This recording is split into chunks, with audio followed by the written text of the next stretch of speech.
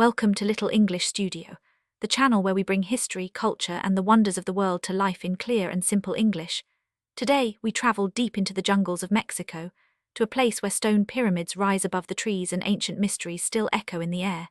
This is Chichén Itzá, the lost city of the Maya, and one of the 7 wonders of the modern world. Join us as we explore its rise, its glory, its secrets, and its survival through time. Long before the arrival of Europeans in the Americas, the Maya civilization flourished in the tropical lowlands of Central America. At its peak, the Maya world stretched across modern-day Mexico, Guatemala, Belize, Honduras, and El Salvador. Among their many cities, one stood out for its scale, its power, and its enduring influence: Chichén Itzá.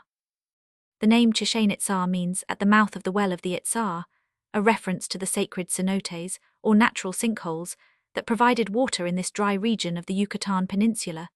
These cenotes were not only essential for survival, they also became sacred places of ritual and offerings. Archaeologists believe Chichén Itzá rose to prominence between the 8th and 12th centuries. During this time, it became one of the largest Maya cities, covering an area of nearly 5 square kilometers, with pyramids, temples, palaces, markets, and ball courts. The city was a hub of trade, politics, and religion, connecting different regions of the Maya world. But Chichén Itzá was more than just a city. It was a stage where astronomy, mathematics, and religion came together in stone. It was here that the Maya built monuments aligned with the sun and stars, celebrated their gods, and expressed their vision of the universe.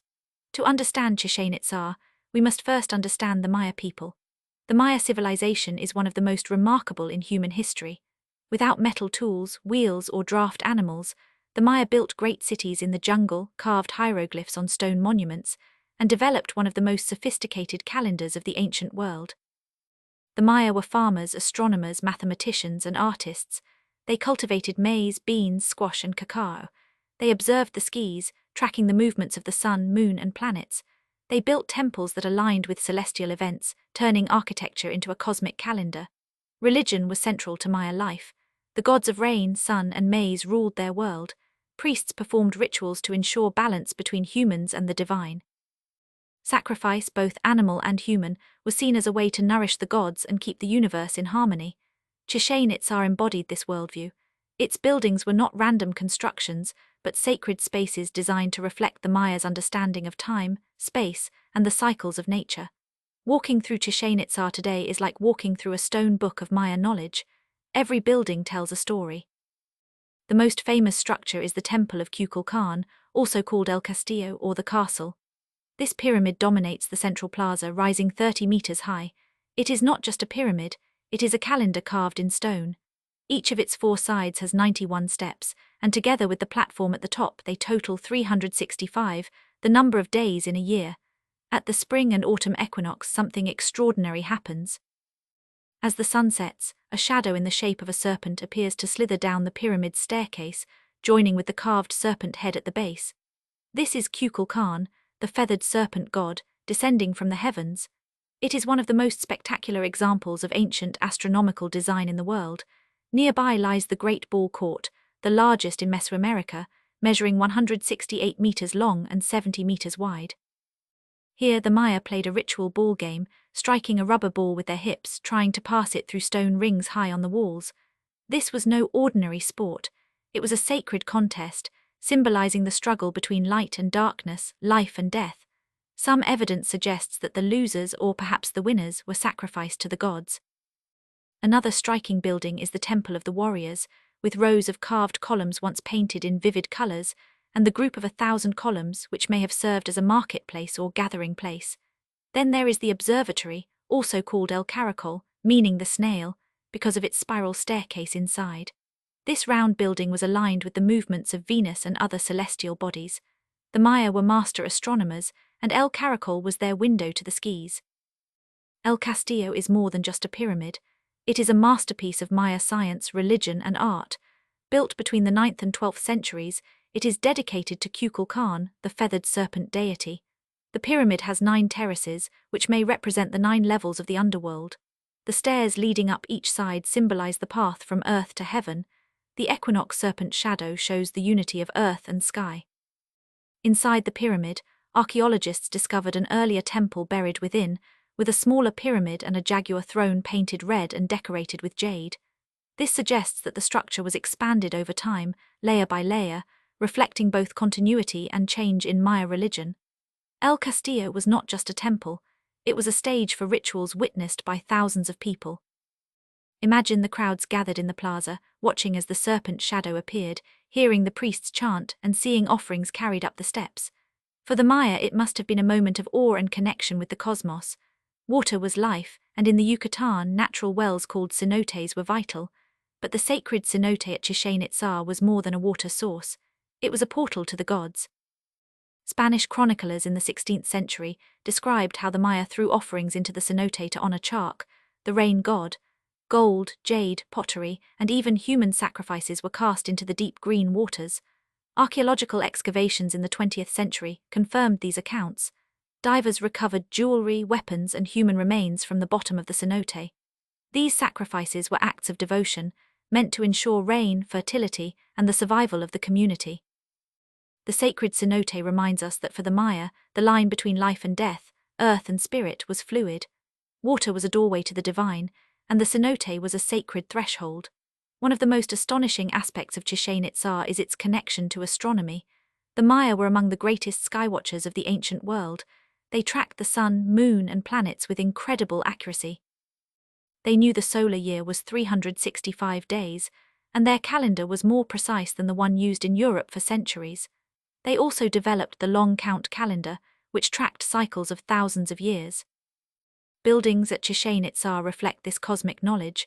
El Castillo marks the equinoxes. The Caracol Observatory aligns with the setting of Venus. Other temples align with solstices or lunar cycles. Mathematics made this possible. The Maya used a vigesimal base 20 number system and invented the concept of zero independently, one of the great intellectual achievements of humanity. At Chichén Itzá, we see how numbers, astronomy, and religion merged into a single vision of time and space. The city was a giant calendar, a sacred clock built in stone. Chichén Itzá was not only a religious center, but also a political and economic hub. The city's location gave it access to trade routes that connected the Maya world with distant regions.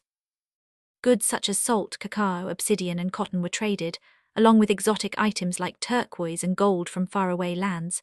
Markets bustled with activity. Craftsmen carved jade, wove textiles, and made pottery. Farmers brought maize and beans to feed the population. Priests performed rituals, while rulers displayed their power in grand ceremonies. The architecture itself was a statement of power. Size of the pyramids, the scale of the ball court, and the richness of the carvings all showed the wealth and authority of Chichén Itzá's rulers. The city may have been governed not by a single king, but by a council or collective leadership, a unique feature compared to other Maya cities. This system may have contributed to its stability and success for centuries. Like many Maya cities, Chichén Itzá eventually declined.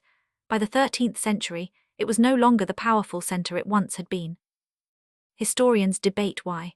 Some suggest internal conflict, drought, or overpopulation. Others believe that new powers in the region, such as Mayapan, rose to challenge its dominance. The city was not completely abandoned. Some people continued to live there, and the sacred cenote remained a place of pilgrimage, but its golden age was over.